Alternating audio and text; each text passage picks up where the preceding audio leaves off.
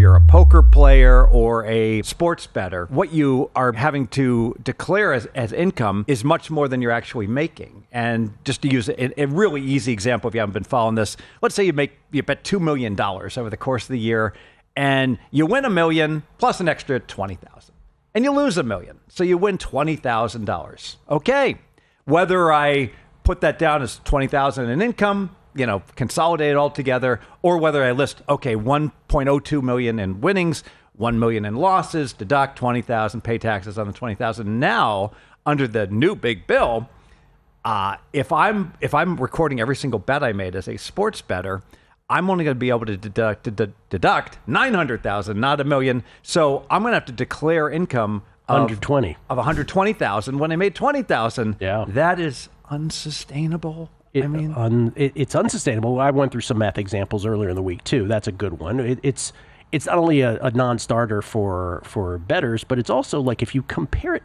Imagine the other way of looking at it is imagine if this was imposed on. Let's take something common in the United States: real estate profits. Like, let's say a commercial real estate developer or a private real estate residential widget maker, any company, anything, and you could only you can only take 90% of your expenses. You would literally bankrupt every single company except for Starbucks. They'd still make a whole lot of money because they're so expensive. Starbucks reference cashes in less than 6 minutes. The other thing is, and I was texting back and forth with Captain Jack yesterday about this as well. It's interesting because I was quoting him on the show yesterday, and Captain Jack, commissioner of sports betting, is does a fantastic job of what he was doing. But yesterday the American Gaming Association comes out in support of this, and some casino operators who were sort of talking to congressmen and women who might have tried to go after this bill and change it. And by the way, it still might get changed, but not for 2026, by the way. 2026, it's donezo. After that, we'll see if it gets changed. But even casino operators who looked like they were going to oppose this, it's like the AGA got to them and they're like, no, let's all be on the same team here. And so, we had the discussion, because I had quoted Jack yesterday as saying, that sharp bettors are integral to the ecosystem, but books don't see it that way, do they? Yeah, and I love Captain Jack. He's an ambassador, a great one, for the whole industry. And by the way, don't panic and give up all hope. Just because the bill passed doesn't mean they can't modify it and give some guidance to, change this up. And maybe what the guidance will be is that, hey, 90% of your expenses, only 90% of your expenses will be deductible, but you'll be able to treat all the gambling, hopefully, as one big session for the year. That's the amendment that I think would make a lot of sense. But I firmly believe Captain Jack is wrong when he talks about the sharp bettors being critical to the ecosystem.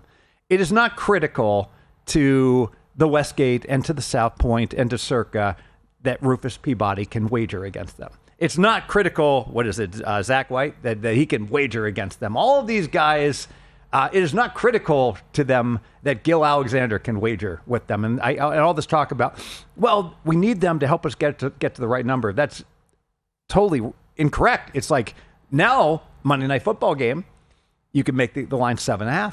All the Squareballs are still going to lay 7.5.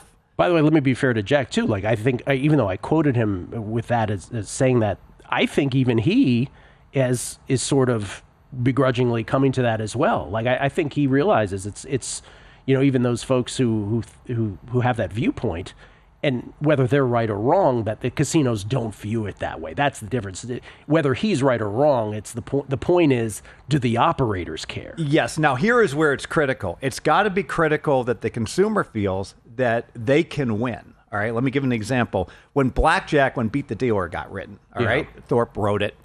Blackjack play exploded in volume because all of these bad players were like, hey, here's a game where the player can win. And the casinos made money hand over fist over bad players and bad players that thought they were good players, etc.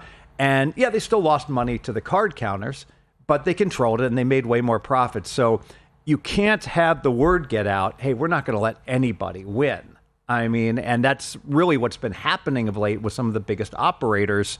And if it's well known, you're just going to kick out anyone that's winning, and the government is going to overly tax them and force them to leave. well, that's going to sour the game for everybody. Yeah. In the absence of sharp bettors, will we see, that's the thing. If it's just sort of squareball betting, right?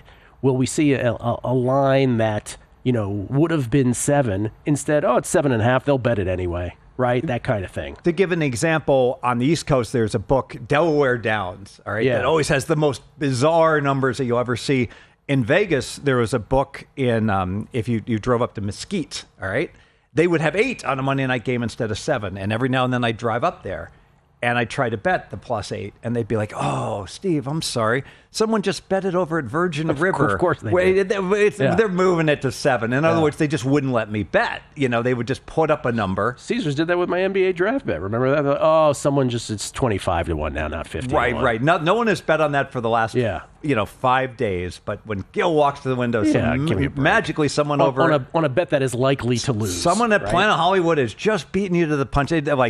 So I think the operators are actually going to make more money. The one thing that I have been obsessed with at Ballpark Pal is now on VSiN.com as well. It's the daily K projections, and it tells you where they're at with their numbers, the projected odds, and then if you can actually find better than that, the value percentage to tag along with a K prop like that as well. Very useful stuff. They were on a run earlier this year where some of the stuff with the projections, with the K props, they were just crushing it. So, I would file this stuff away and look at it on a daily basis.